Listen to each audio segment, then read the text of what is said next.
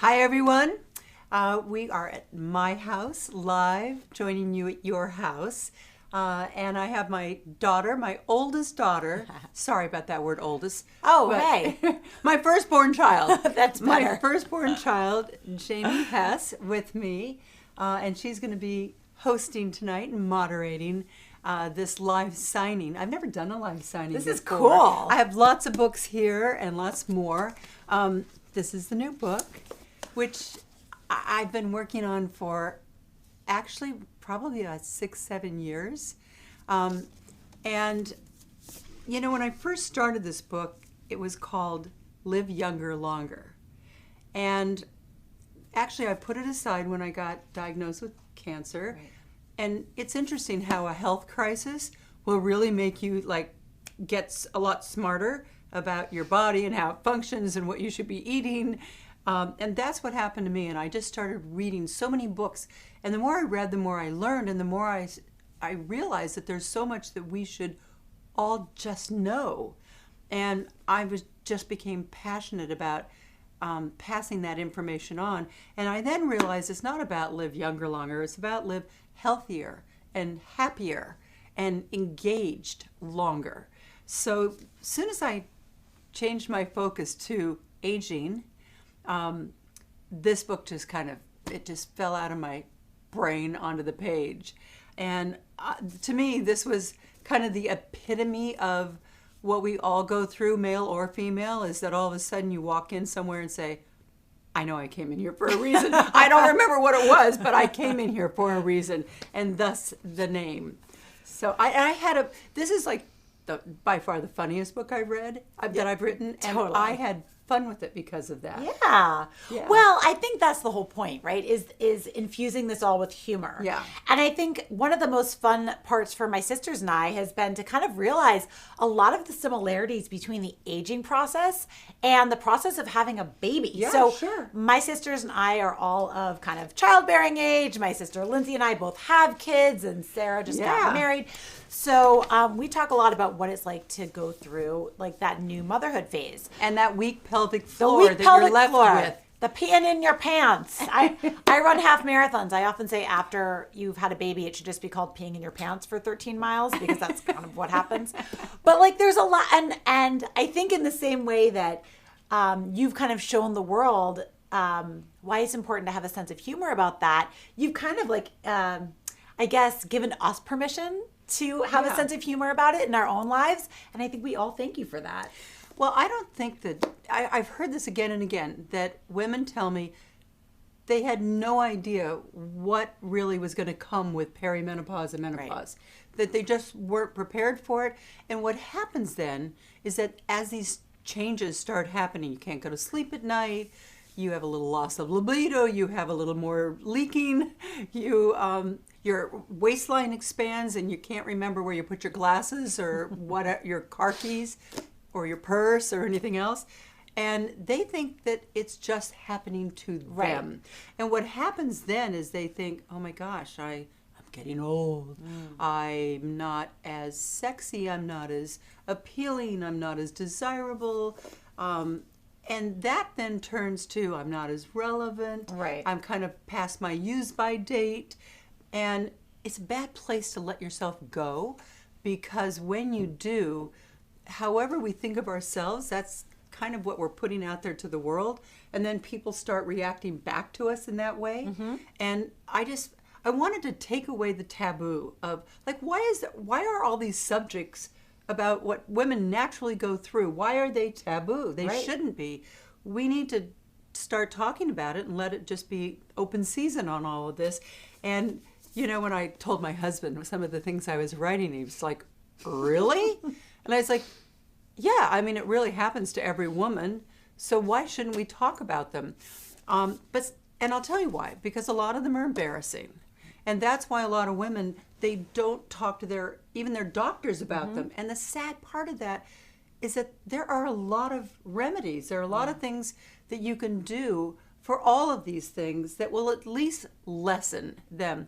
But most importantly, you'll realize that while they're annoying and embarrassing, they're not just happening to you. There's not something wrong with you. Right. So that's really why, that was the passion, and that was my mission, was to let this be a conversation starter. And I've really learned that from you, Mom, because I really think that's the beauty of kind of this day and age, and also the power of social media, is that we don't necessarily feel as alone, but I think in the aging process, oftentimes we do. And there's such a comfort in just knowing that other people go through it. And isn't it just our very nature as women to think that every problem that we have, it's only happening to us. And when you don't talk about it, that's when it's embarrassing. But when you just throw it all out there, get it out in the open, it takes all the power away from it. And that's what I love that you've done with this book. And it's funny because I've looked at a couple of the reviews, and it says, like, so right on. Everything that you talk about is happening to me. Sometimes it's a little too close for comfort. Right. And I didn't make this comfortable. Sometimes I remember one of the lines in this book is like, all right, now let's talk about, peeing in our pants. Right. And yes, we're going to go there. We're going to do potty talk. Right. We're going to have a lesson in leaking. And I thought if I just be blunt and like you and me, sisterhood, we're all in the same boat together, that would be the best way to kind of engage others, so that they would realize that I know these are sometimes weird things to talk about, but let's just all realize it's happening to all of us. Right. There were a couple of, I did a lot of research for the book. I'm not a doctor, I'm not a nutritionist, I'm a disseminator of information. Mm-hmm. But as I started reading about our body and our liver and our pancreas and what were we doing that was really messing up our body, and I just had to share that information. Right. Well, that's what you've done your entire career, right? Yeah, that's true. Yeah. So at a time when women weren't having babies on TV and women weren't doing a lot of things that you kind of were this trailblazer for. And we were talking last night, you found out you were pregnant with me, and then 2 weeks later, reverse that. Yeah. You got the job on GMA, and then 2 weeks later found out. 30 minutes later, I found out I was pregnant. Well. And you were only 7 weeks old, and ABC really wanted to get the new host in that seat and get things going. And I said, but I'm breastfeeding. And by the way, that was at a point like in 1979, coming up on 1980, you really weren't even allowed to say breastfeeding on the air. And as soon as I said, but I've got to bring my child along because I'm breastfeeding, I want to be a good mom, they said, fine, bring her with you. I mean, they just wanted to get me my tush in that chair. Right. And I said, but what happens if I have to go on location? You can take her with you. And so when I went to cover the wedding of Lady Diana and Prince Charles, you were on my lap as they were getting my hair. You wouldn't remember that, but as I was getting made up and having my hair done, you were there with me. Yeah. I feel very fancy. I was at the royal wedding, and we had a full circle moment, because I do TV now, and we were doing a shoot the other day, and I was breastfeeding my son, and we were sitting doing hair and makeup, and she's like, do you realize the full circle nature of this? And it was really, really cool. But, people have been inspired by your journey for years, and they've watched you go through all your ups and downs. And I know people are already being inspired by this book. So I wanted to get to a couple of questions that have come through. From people? From people. Okay. All right. Yeah, because I know you all have some really great questions, and I have some of them here. So first of all, I want to ask you, this is a question that came in from Paulette in Oakdale, California. Paulette I'm from asks, California, by the way. She's from Sacramento. So what should we be eating to boost our memory? Aha. Okay. So good food for the brain are a lot of my favorite foods. Beets, love them. Avocado, anything with avocado in it. She loves avocado. Love.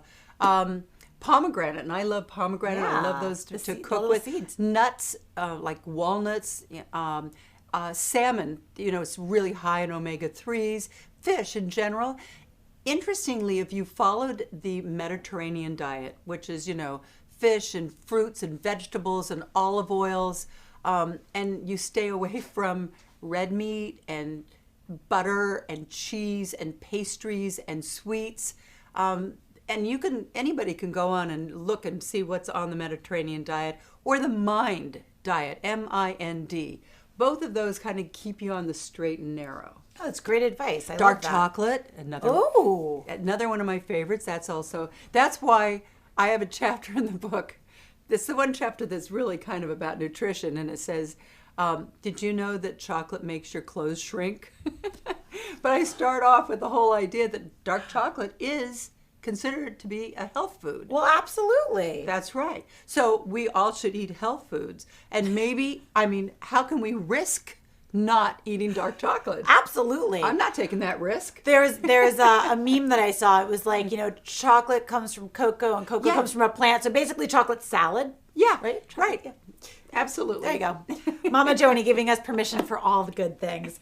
All right. This is a really beautiful one. This comes from Michelle in Lancaster, California. Just want to thank you. She says, it's more of a remark than a question. She said, because of you, I found out I had triple negative breast cancer. Okay. Because I saw you on the cover of a magazine. So I got to tell you, Mom, I have heard so many times. So to give you guys a little insight into who I am. So I run an Instagram account called NYC Fit Fam, and I am a fitness and wellness lifestyle expert and influencer on Instagram and on TV. And I produced her. Yes, she did. And she taught me everything I know. Well, I really am. I mean, every day, all I want to do is kind of, I watched her inspire America for my entire youth. And I aspire to do the same thing. So people reach out to me every day. I get followers by the dozens reaching out over the past 3 years saying, thank you so much. I just have to tell you that my mother discovered that she had breast cancer. She got a scan because she saw your mother on TV. So how does that feel, Mom? It's incredible. When I heard those words, you have cancer, I mean, it's such a shock. I mean, it was a shock for me because I was one of those people that walked around feeling immune. Hey, I, eat well, I exercise, and I don't have it in my family. And had I known that less than 15% of women diagnosed with breast cancer ever had a family history, I wouldn't have felt so immune. But I went for a 3D mammogram, by far the best mammogram now, and I got a clean mammogram. And I walked across the hall and got an ultrasound, and I was very quickly told that I had, well, at the time they have to do a biopsy, but I was told that I had a tumor at the back of my breast up kind of against the chest wall. And I think within the first 24 hours, it occurred to me that my dad was a cancer surgeon. I always thought I'd be a doctor. That was my goal, my mission. And I worked in a hospital for like 3 months right before I went away to college and found out that I was not going to have a career that involved scalpels and shots. Fair. And needles. And I'd always maybe been slightly disappointed with myself for not doing that, if truth be told. I mean, I went into journalism, which is a wonderful way to disseminate information that can help people stay healthy and raise their families in a healthy way. But here was this odd but wonderful opportunity to be public and take my phone into every single appointment and let people follow that journey, and where I could really maybe have the opportunity to make an impact on women's health. And so I immediately decided that that was the route that I had to take. So the only reason I had that ultrasound that day is because I was sent on a story to interview a wonderful doctor, Susan Love. She wrote the breast book. And we were just chit-chatting after the interview, and I said, I always find mammograms kind of stressful because they always call me back in for more pictures. And you guys know that just like unnerves you. And I would always say, oh my God, did you see something bad? They always said the same thing. We just can't see anything because you have dense breast tissue. Now, I didn't know that was even a thing, particularly, that I should know about. Right. But that is, she immediately, this doctor said, well, then you have to be having ultrasounds because that shows up, dense tissue shows up white on a mammogram, and so does cancer. It's like looking for a snowball in a snowstorm.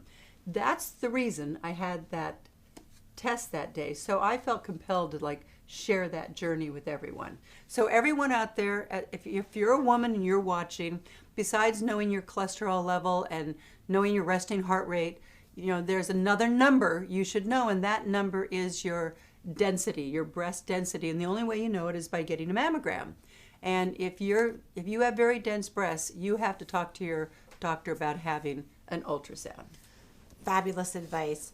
Should we sign some books while we're doing some sure, while we're doing absolutely. some questions? Because I want to kind of like, let's liven things up. Let's ask a fun question because Mary Jo from Orland Park, Illinois is curious if you miss being a full-time morning show host. I miss the action of always being wherever history is being made.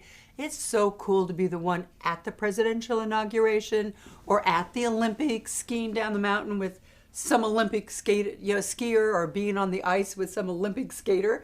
And I've gotten to do all those things, but I don't miss getting up in the morning.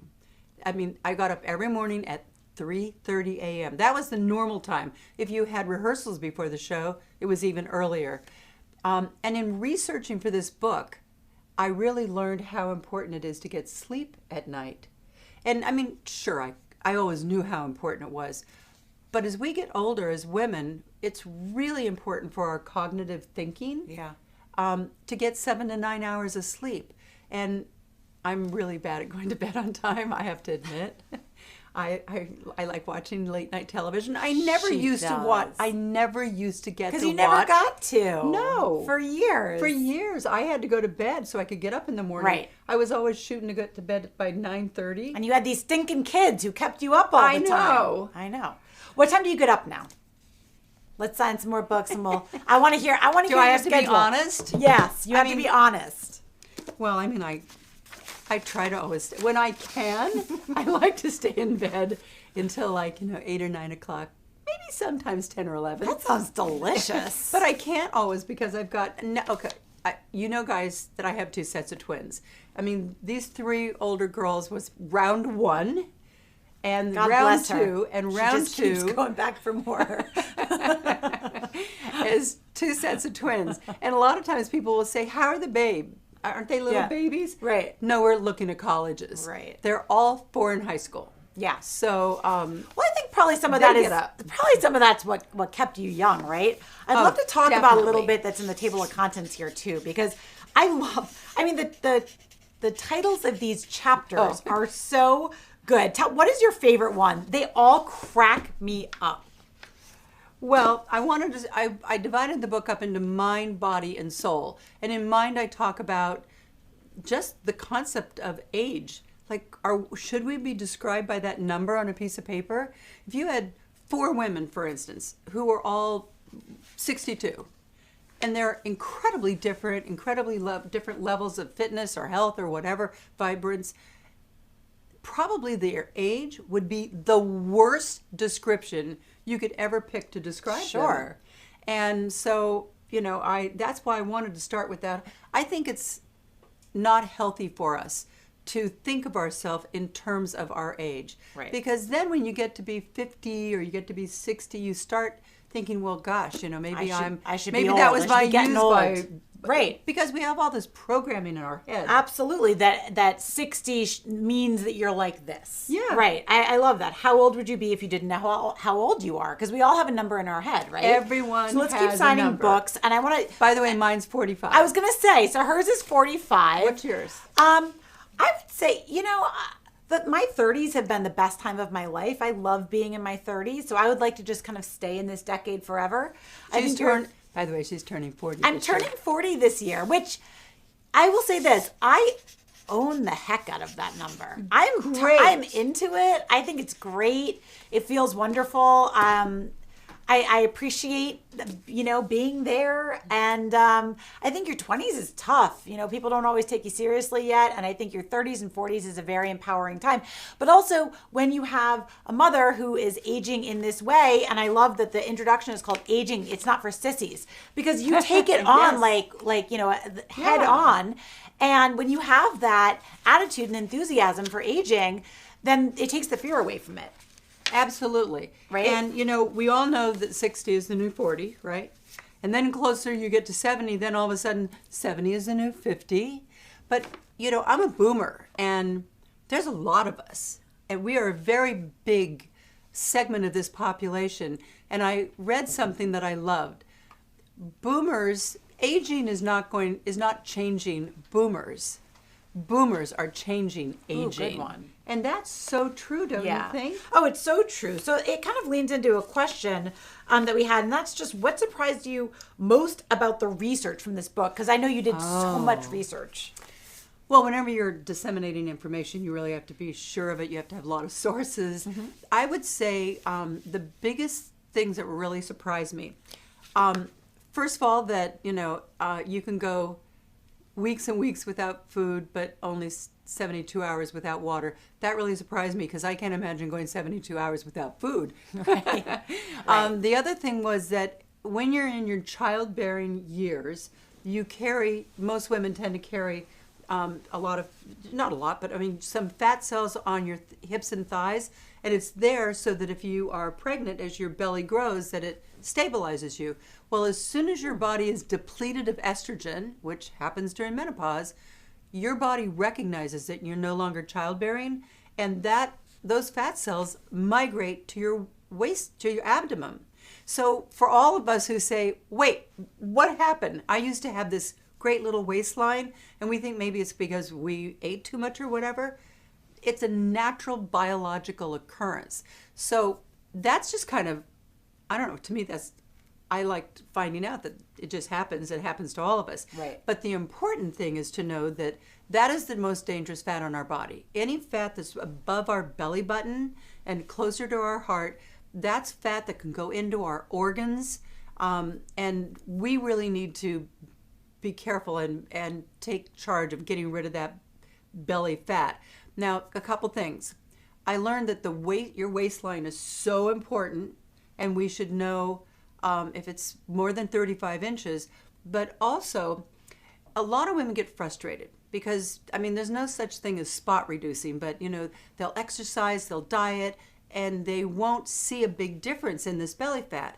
Well, interestingly, our bodies know how important it is to not have fat inside our organs. So the first fat that goes is the dangerous fat, the fat inside our organs. But they kind of sometimes will throw in the towel like nothing's working. But the fat that's out here that we really hate, the pinchable fat, that's the second to go. So don't get frustrated. Keep going, because for every 8 pounds you lose, that will take you down in a waist size by 1 inch. All right, so if you've got a waistline of 37, 38 inches, just remember you lose about 8.5 pounds. You can reduce that waist size by 1 inch. So that's motivating. It's very motivating. And as a fitness and wellness, personality, this is what I talk to people about every day. So you don't have to do like crazy intense, like I hear a lot like, oh, I never really got into the crazy workouts. I'm past my prime. I didn't grow up with it. I didn't really learn how to do it. One of my favorite facts from the book was just about getting out and moving every single day. So I think that there is something to be said for just moving and really upping your water intake as two very simple things that you can do to start flushing out some of that weight and losing weight. I love the piece of information that you gave on the Today Show yesterday about movement and getting out in the fresh air and kind of social connectedness and how it impacts the brain. Could you tell us a little about that? Yeah, if you want to decline, that's the chapter that's in. There's some like simple, easy things that we can all do. One of them, I mean, they're kind of like duh. One of them is just getting outside, getting fresh air and getting sunshine and just moving. My favorite exercise is power walking. I love power walking. And I put in my little AirPods and I go out and I power walk. And if you don't like something, I so remember when I first started working out, and I'm embarrassed to say it, that was as I was turning 40, if I'm really going to be honest here with everyone. But whatever age, that's kind of whatever the point, age, right? I got on the never too fitness late. train as I was turning 40. Sure. And I would go into a gym and I would get on a bike and I'd say, I hate working out. And I remember Spencer Christian, he was the weatherman on Good Morning America, and he would work out with me when we were on location. He'd say, then get off the bike and find something else. Because if you don't like it, right, you're never going to do it. I love the, you talked about that not having those social connections or getting the fresh air was like smoking 15 cigarettes. What was that stat? It was staggering. Well, it's isolation. Isolation. And so many people as they age kind of retreat from life, and pretty soon it's just their older kids. I mean, they're adult children that are coming over. And isolation is as bad for your health as smoking 15 cigarettes a day. Like, just think about that. So they say that there are the 3 most important things to predict that you will age well age successfully are. Staying engaged in life. Get up, get outside, make plans. My mom always used to say, make plans, sweetie. And that'll keep your life exciting, because half the fun of doing anything is anticipating it and planning for it. And never is it more important than when you get into your 50s, 60s, and 70s. Don't stop making plans. And a lot of people do that. So staying engaged in life, social connections. And that doesn't just mean that one child that comes to see you. That means friends. It means getting up in the morning and having somebody that you know that you'll share things with. Join a book club. Put yourself, for a lot of times this is through anyone's church or synagogue. Sure. It's being around people, because what that does is it gets your brain thinking, you're engaged in conversation, and you have people to share your joys and share your worries and your concerns with. The last thing, the number 3, is having a sense of purpose. And that doesn't mean that you have to go and work for the biggest nonprofit organization or go to a soup kitchen. It can be doing good deeds on a daily basis, paying it forward, calling somebody up.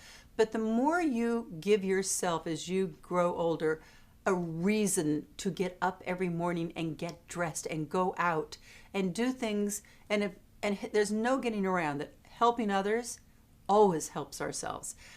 What I find it does is that it makes us think about the world and our place in the world in a kinder, gentler way. If we're doing things to help others, it just changes the way we look at life and we look at the world around us. The best advice. So let's sign a couple more books. I'm going to get back to a couple more fun questions, because I have some people want to know about some of the good old days. And Sheila from Tennessee said, "Good Morning America is not the same without you and Charlie Gibson. Do you ever see him?" Well, we keep in touch, and every now and then we'll just, we just planned a lunch next week, and it's an update, a check-in lunch. He's just the greatest guy in the world. Greatest person on the planet. I'm so lucky that that's who I spent, and David Hartman too, but Charlie was like a brother. Yeah. And we had that kind of kidding each other, supporting each other. He never tried to one-up me. We could finish each other's sentences. So great. He was just this wonderful, incredibly bright, but he never wore it.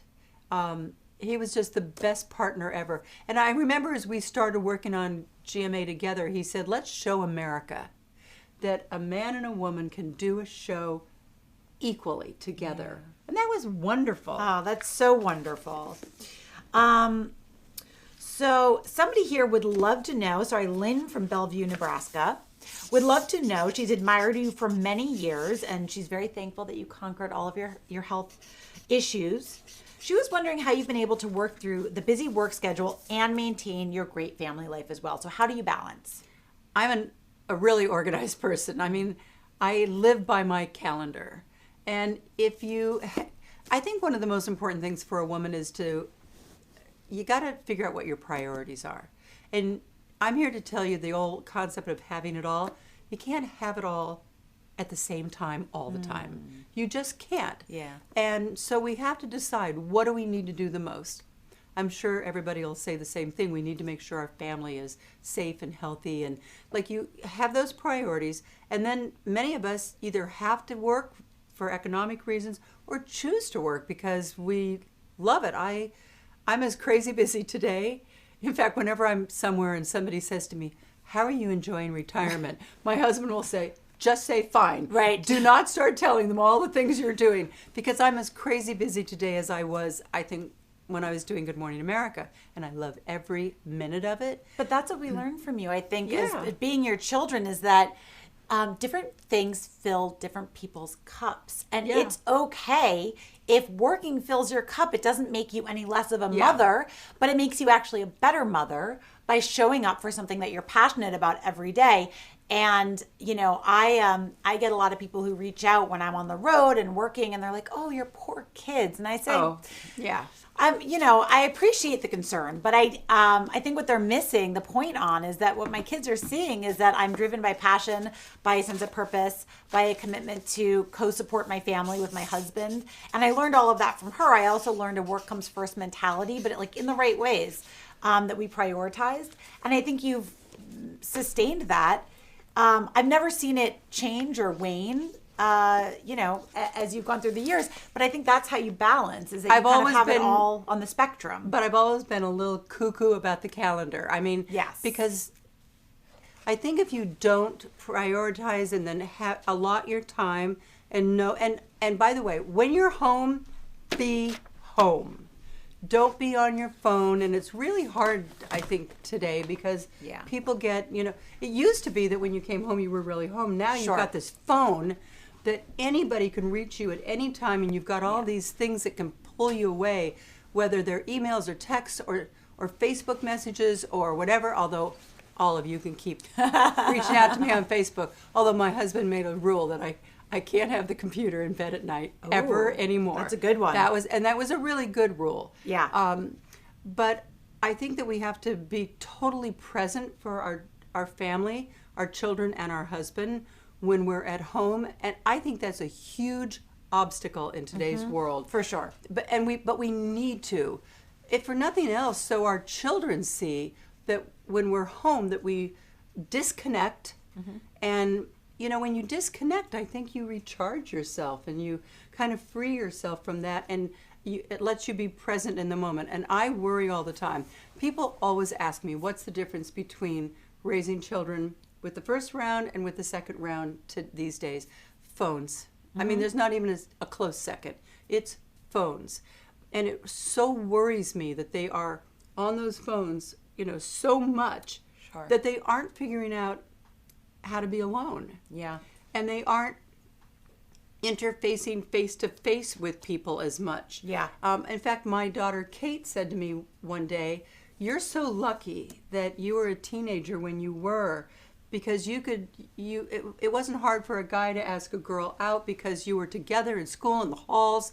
These days, everything is by text. And if you ever then find yourself alone with the person, it's almost weird." Right. And that to me is startling. Absolutely.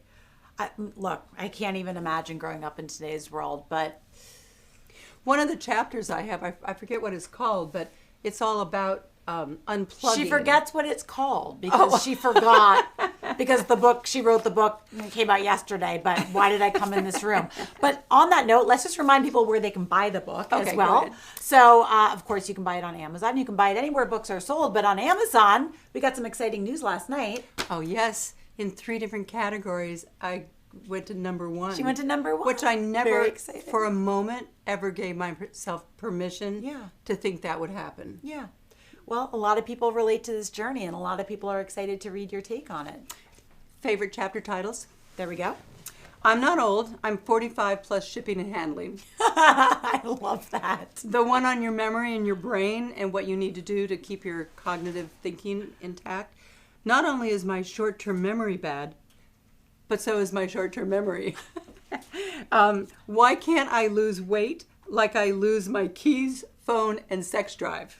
Fair questions. And of course, do you know chocolate makes your clothes shrink? Love it. The last part of the book is about, maybe we call it the silver lining. And it starts with, will it really matter 5 years from now? Because if you ask yourself that question, every time something stresses you out, or you're angry at someone, you're upset with something that someone said, will it really matter 5 years from now? I'll bet you that 9 times out of 10 the answer is nope, it won't. And mistakes and regrets, it's time to let them go.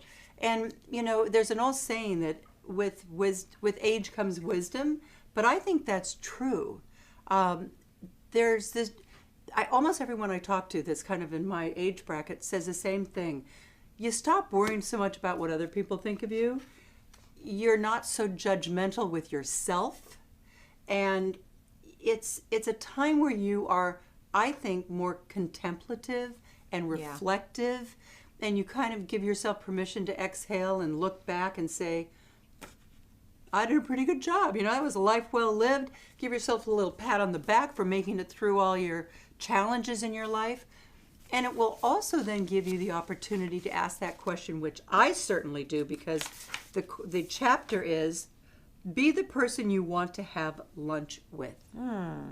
That's a And great this asks you to ask yourself, what kind of a person are you? In fact, I give a little challenge. If you had to wear like a placard on the front of you with one word that describes you, would it be kind, generous? Would it be interrupter? Would it be social climber? Like, what would it be? And these are interesting challenges because it makes you think about what kind of person you are. And the reason why it's important is that when you're in your 60s or 70s, it used to be like you were like, uh-oh, like I'm 1 foot from, 6 foot under. Not so anymore. Right. You now have 20, 30 years in front of you. And you know what? You can try to start being that person that you want to be remembered for. What kind of person do you want to be remembered as? Well, guess what? Start working on it today. I love that. I think the greatest thing about this book that was kind of a surprise to me, because when I heard about the topic of the book, I was like, oh, it's going to kind of tell us how to cope with a lot of these things that happen. And she does. But it's really more about all of the great things that happen and how to really own the aging process with enthusiasm and kind of celebrate it. So I know people are really excited to dive into this book. I just want to mention that premiercollectibles.com/Joan is where you can buy the book right now, and it will also allow you to ask questions. You can get the book signed. So make sure that you go on that link, get right on that right now so you can be a part of this conversation. So why don't we take a couple more questions from our viewers at home, and you can keep signing. Because these are all going to go out to you guys. Yeah, this is an interesting one from Linda in Vancouver, British Columbia. She wanted to ask you if you're going to write any other books in the future. She has all of your other books. Well, I actually already have on my laptop. Of course she does. Of course I do. 2021 book. it. But that's the process I go through. I love words. I find that words impact me. How many books have you written? 10. And I find that when I see a quote, I will be reading a book. And and like if I'm on my Kindle, it allows you to highlight it. And I'll come across a line, and that line will just, I don't know, it just kind of lights up in my brain, and I will save it. And if I see not only a quote, but just a meme or something that someone else says, I keep collecting it, and eventually that forms the next book. That's great. And so, I just am so impacted by words. And you know what? Once you learn something, you can't unlearn it. Ooh, I love and that's that. a wonderful thing, and that's why I wanted to make this book real conversational. Like it's just like you and me, and we're just, sitting on a sofa somewhere talking. I wanted to be really frank and, yes, blunt, but I wanted to do it with a sense of humor. But as you're reading through the book, I guarantee you I'm going to give you some really good laughs, but you're also going to be learning about you, about your body, about why do we need all the sleep? Why do we need to be so hydrated? What are we doing that, can really hurt our longevity? And so it's packed full of really useful information, and this is what I'm hearing back now in the reviews, but it was a fun read. Yeah. And to me, that's that's how I have pretty much approached almost every book I've done. That's the crux of it. So premiercollectibles.com/Joan, you can get your book right now. So when we're talking about words and how you have such kind of you are a master of kind of disseminating information. Karen from Agawam, Massachusetts wanted to know, do you do podcasts? So tell us about what you have in the hopper for podcasts. I've been thinking about doing just a podcast of my own for a long time, but I got called by the Washington Post, and they said, we have a new podcast that we would like for you to host. And it is in partnership with the Cleveland Clinic, and it's all about the future of healthcare. It's called Caring for Tomorrow, and it will premiere in April. So in next month, it's going to premiere. And I went to the Cleveland Clinic, and we shot them all there. We actually shot them on video, but maybe eventually they'll do the video of it. I got to interview the smartest people that you can ever imagine. And digital health, I'll just give you this one little tidbit, is that digital health, they say, is going to interrupt healthcare in America like Amazon disrupted retail. And in the future, you're going to scroll through, just like you scroll through now, to find, the best deal on a flat screen TV or an Apple Watch or whatever it is. You are going to scroll through and choose where you want, with total transparency, with price, and with the doctor and their background and their expertise. And we are going to get, and the other thing that's going to happen is that most of our healthcare is going to be via a digital health and not going into a doctor's office. It won't end the doctor's office visit, but it is an unsustainable model to make you call a doctor's office, get an appointment for 3 months from now, then take a day off, drive 2 hours to wait an hour in an office. If that he or she doctor is not going to puncture you in some way, that is not a sustainable model. So it was fascinating. Interesting. I'll give you one more because it's just so fascinating. Young medical students studying to be doctors have always learned how to do surgery on a cadaver. But a cadaver doesn't have blood, the organs don't look the same. So they are now starting to learn with virtual reality glasses, I guess you call it, headsets. That's very interesting. But now, interesting and cool. It's unbelievable. At Cleveland Clinic, they're learning with virtual reality headsets. And somebody could be in London with that virtual reality headset, listening to one of the most brilliant doctors in the world in this anatomy class or learning a certain surgical technique, and they're operating on patients who aren't there. Wow. It's just fascinating how it is all completely changing the medical field, which has not really changed in 100 years. Interesting. Yeah. I heard you doing another podcast with 3 girls that sound just as smart as that. Now, who could those girls be? Okay, 3 scholars. That one is called Off the Gram. 4 altogether. It's actually myself and my 3 co-hosts, our podcast. Yes, and who are all influencers on Instagram. So this is called Off the Gram. Right. And we're going to be, I'll be a guest next month, right? That's right. She's and going to be I'll let everybody know when it's going to be on Off the Gram, which is Off the Gram podcast on Instagram. It's a really fun podcast I co-host with 3 other girls. 4 vibrant, enthusiastic, just vivacious young women. And I admire all of them. I just was talking with one of your co-hosts who's the editor-in-chief of Women's Day. And by the way, I'm going to be on what April? The April issue of Women's Day or the May issue. So watch for that. And People Magazine just got the copy. Can you hand me that one? Yeah. One of my other daughters is here in the room. It's a family affair. It's always a family affair with me. And so it's the one with the royals on the cover. It's coming out. And they have like a 3-page spread, which is really cool. Very cool. Yeah. I mean, my teenagers, they don't know whether they're happy or not that their pictures are in here. I know. It's my husband's picture is in it. He's upside down. Oh, that's right. We have pictures. He's doing a handstand. But when you guys were young, when you were little, you were used to being in the public eye. That's true. And you went to premieres with me. You came to the studio with me all the time. I have pictures of you riding around on the cameras with the cameramen. You went to shows with me. I remember one time I told you I was going to be on the David Letterman show. And did you want to go with me? And you said, is there someone interesting on that I might want to see? Sounds about right. Thank you, Jamie. Actually, Alanis Morissette is going to be on. She said, oh, then I'm in. But, my 4 teens now, they are having a very different upbringing. And it sometimes seems a little weird to me because they aren't really completely aware of my life. Sure. And so this was weird for them to be here. It's funny. They almost came not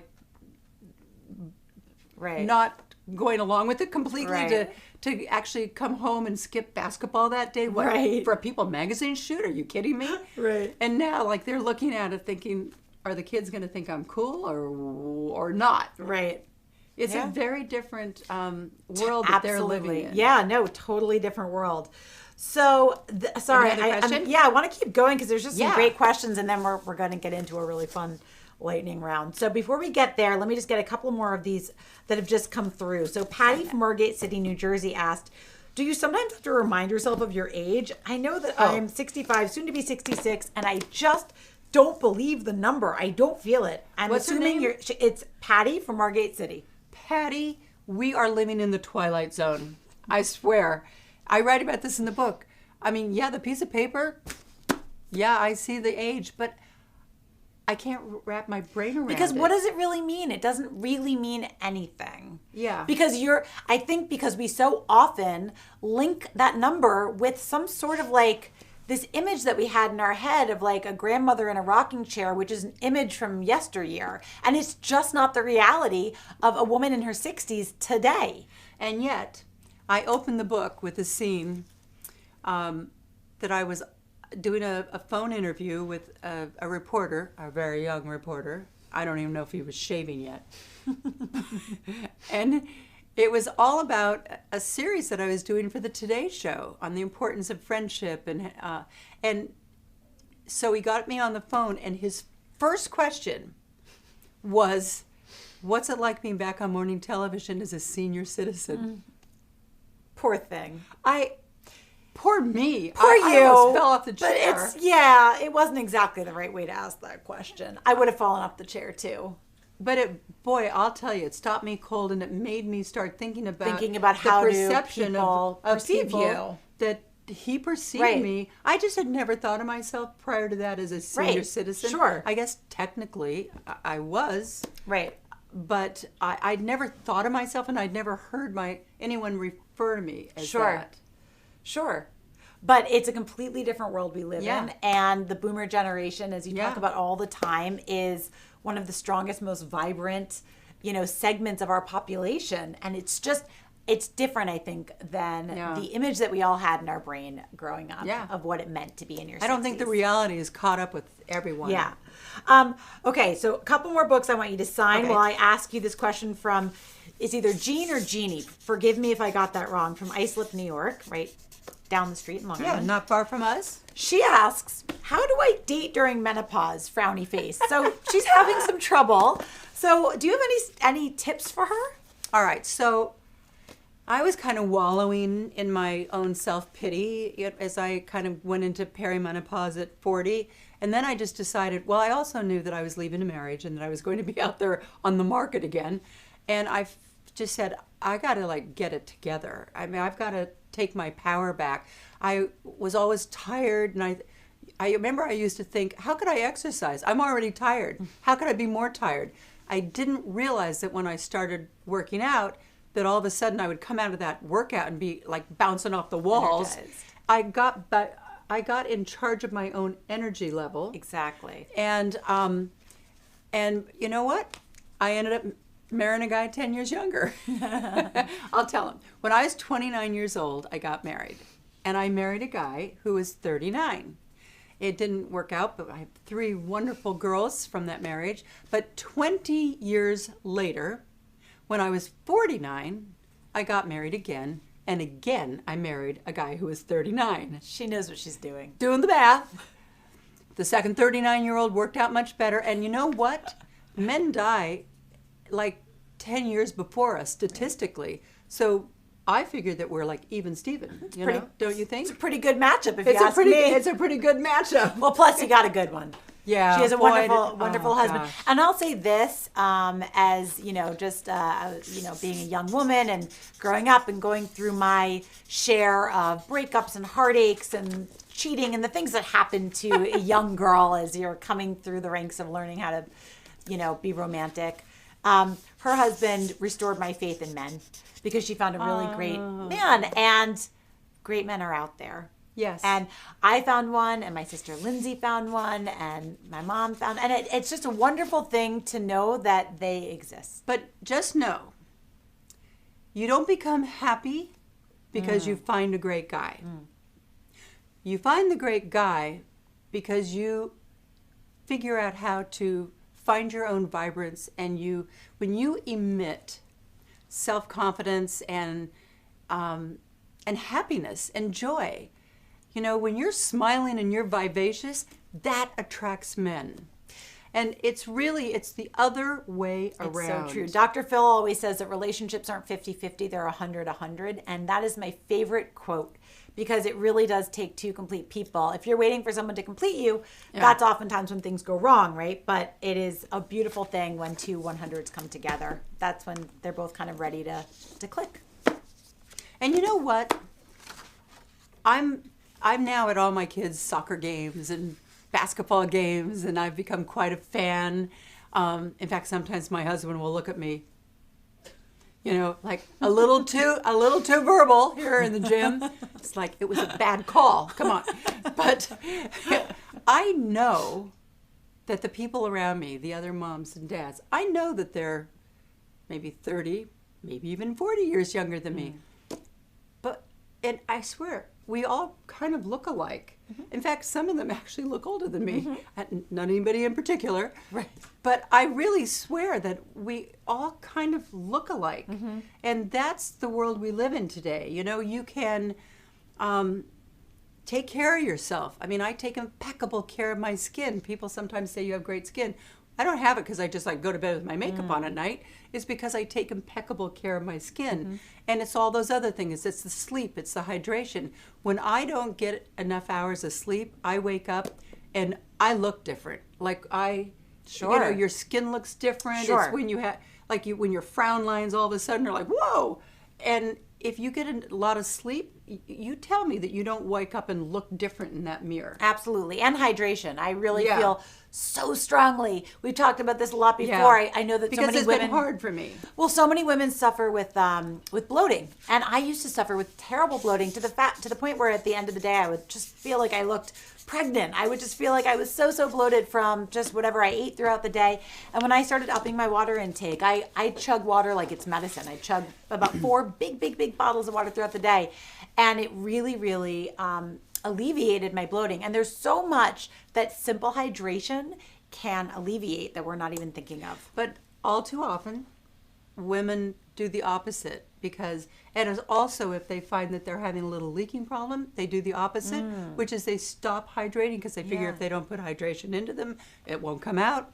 It is the worst thing you can do. Sure. First of all, your urine becomes more, I don't know what the word is. You all know because it's darker when you go to the bathroom, and that can be really irritating.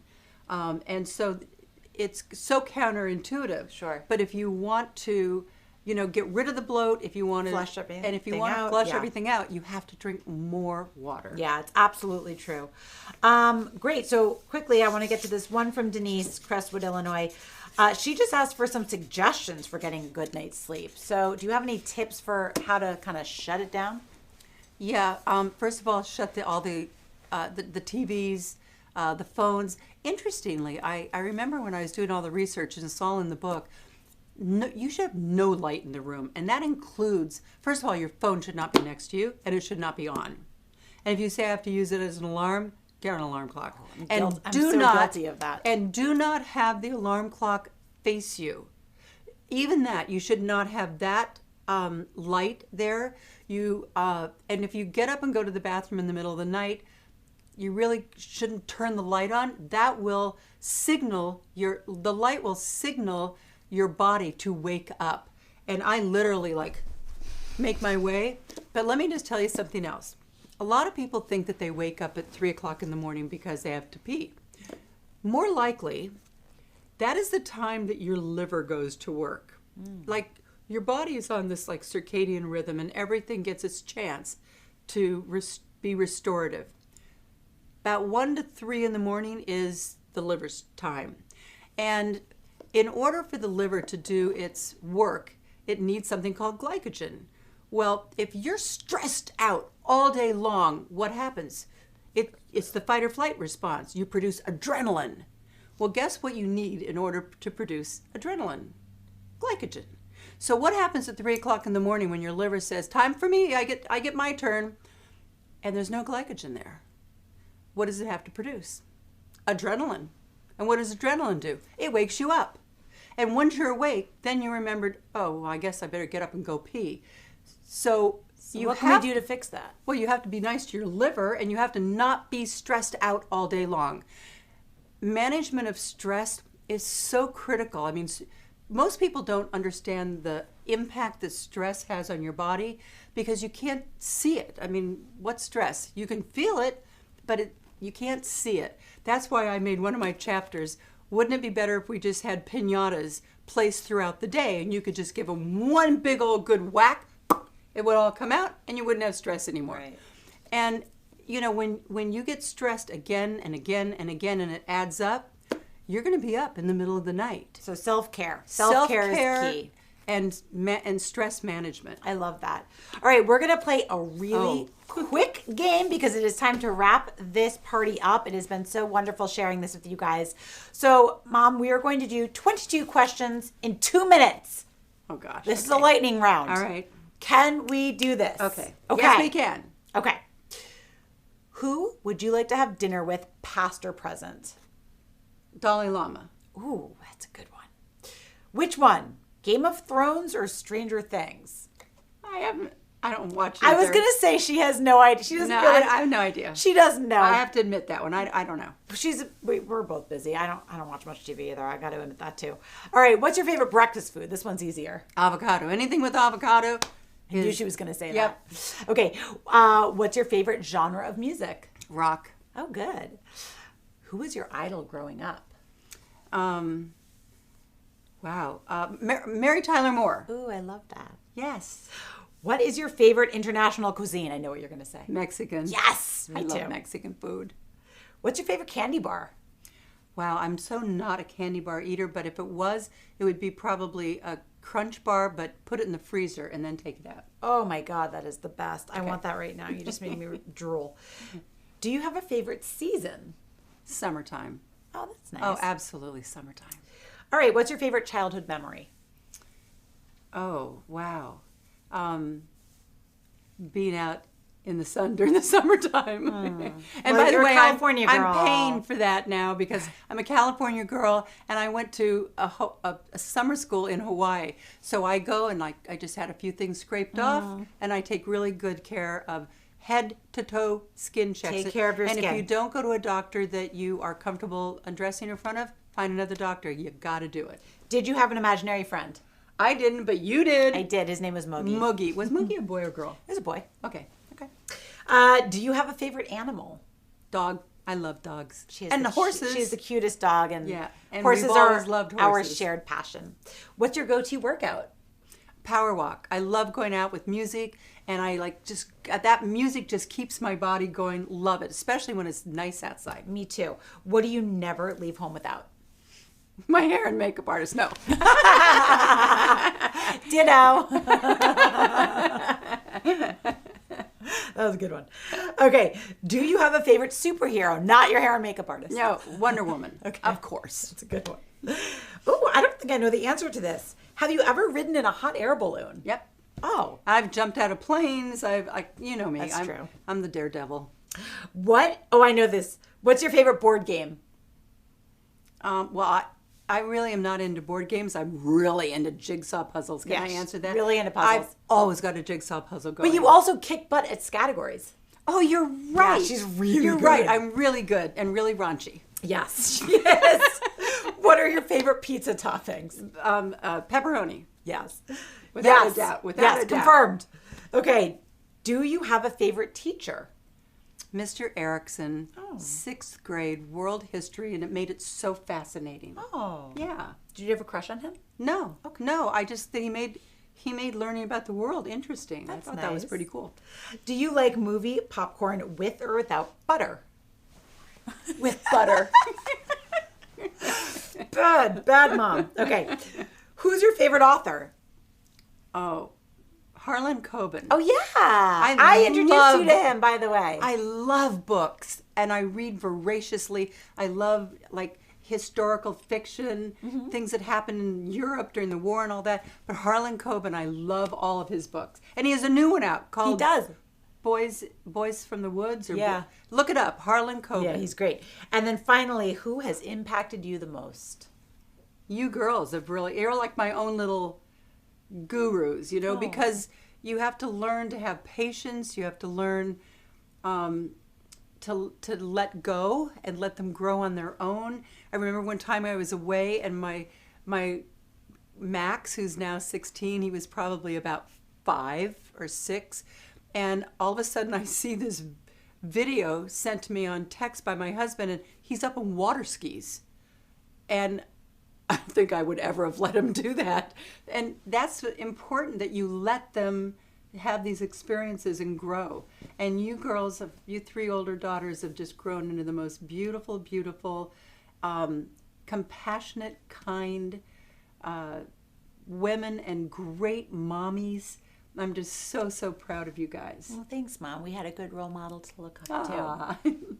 Well, this has been a lot of fun, and we're going to wrap up there. Oh. But don't forget to go to premiercollectibles.com/Joan and get Why Did I Come in This Room? I'm going to keep signing here. Reach out to Mama Joan and tell her all of the feedback that you have on the book. We know you're going to love it. Thanks, everyone. Bye.